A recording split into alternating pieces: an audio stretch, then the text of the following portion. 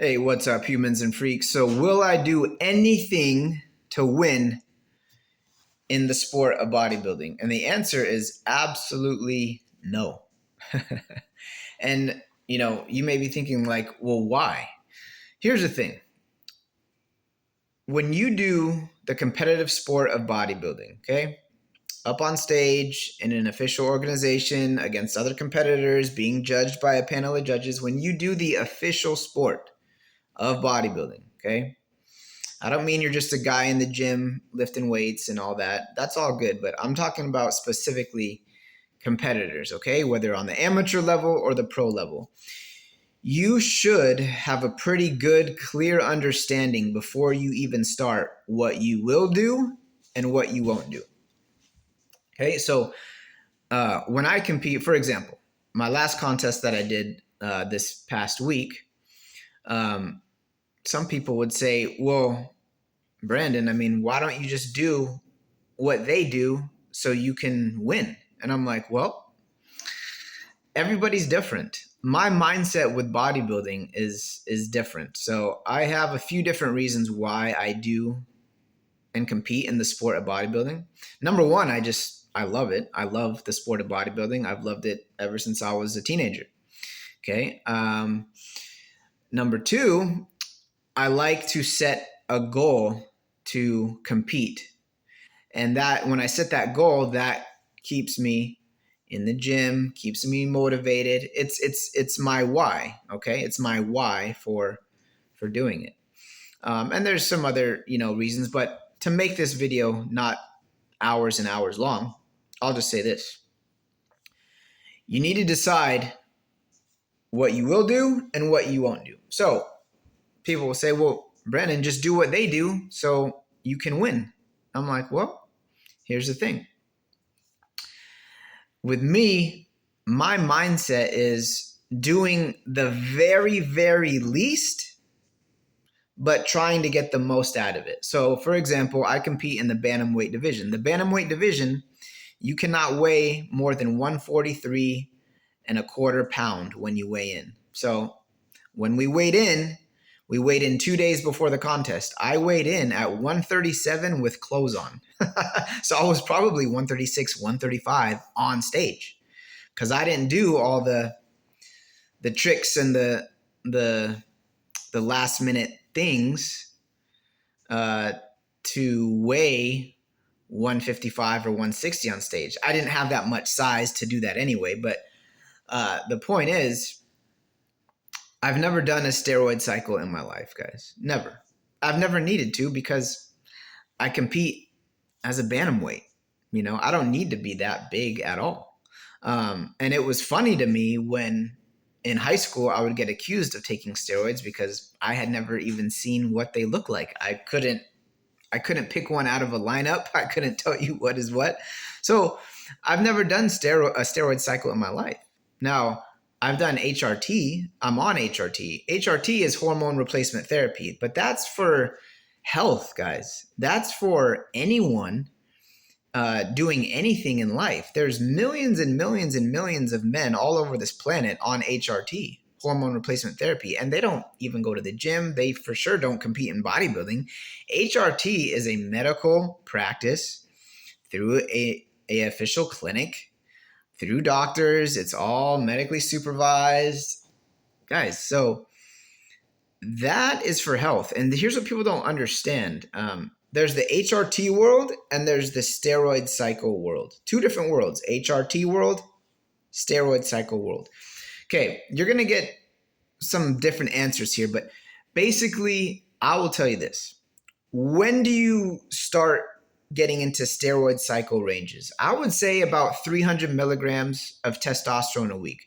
Just using testosterone as an example. There's all these other steroids. There's, Tren, there's Winstrol, there's Deca, there's Equipoise. I mean, there's lots of different types of steroids, but for this video, I'm going to use testosterone. So once you start taking I would say it's about 300 milligrams of test a week, now you're starting to get into that steroid cycle range. But HRT clinics, guys, most of them, 90-something%, they're not going to prescribe to you more than 100 to 200 milligrams of test a week. They're just simply not going to give you more than that, because that's what most people need on HRT, hormone replacement therapy, to get into a healthy range with their hormones. Okay. So you got to understand, HRT is for health and health alone. That's what it's for. So I've never done a steroid cycle. I've never done growth hormone. I've never done insulin. I've never done, the pharmaceutical grade diuretics like Diazide or Lasix, or, what's the other one? Diazide, Lasix, and there's another main one that most bodybuilders use. I can't remember the name of it right now. But anyway, diuretics are to get really, really dry, rid your body of water. What other, T3? I've never done T3 or T4 or what else?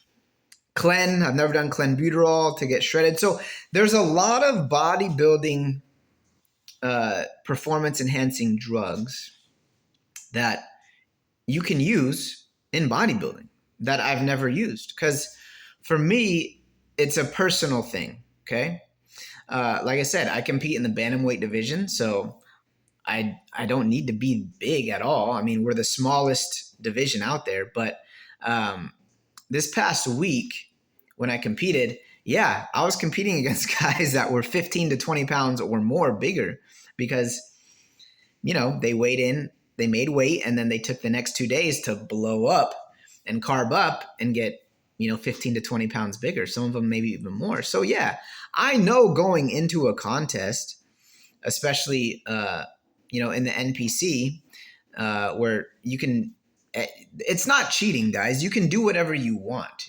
With bodybuilding, the sport of body, you can do whatever you want. It's not cheating. Some people are like, well, that's not fair I'm like, no, it is fair. It is fair. They made weight, and that's all you got to do. You got to make weight. And then after you make weight, you can do whatever you want. So it is fair. What if I'm going to do something like that? I need to legit put on 20 more pounds, okay, of muscle. I need to put on 20 more pounds. And then I can do the same thing. I can weigh in, suck down, weigh in, and then carb up for 2 days. But I didn't do that because I wasn't even in a place to do that. I was not in a place size-wise to do that. But the point is, like I said in the video, will I do anything to win in bodybuilding? No, absolutely not. My goal is to be the best bantamweight that I can be, and to do the bantamweight category with as little as possible, but trying to get the most out of using the least amount, using the least amount and getting the most out of it. So for me, I can take this next year and put on the size without having to do, I don't need to do a steroid cycle or do growth hormone or insulin or, I don't need to take all this stuff to put on 20 pounds. I don't need to. My HRT is, as of now, I'm around 130 milligrams of test a week.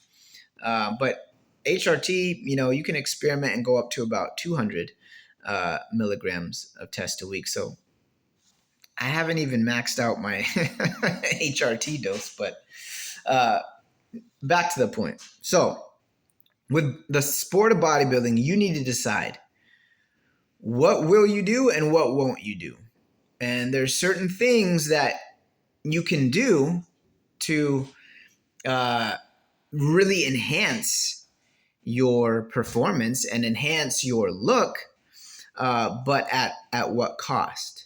At what price are you going to pay with your health? And for me, this is a long-term game. I want to be in my 70s and 80s. Again, just look up Robbie Robinson. That is my gold standard of bodybuilding. For me, that's bodybuilding done the best possible way, is Robbie Robinson. He's 80 years old. You can look him up right now. Google him. Robbie Robinson at 80 years old puts most guys in their 20s to shame in the gym. And he's 80.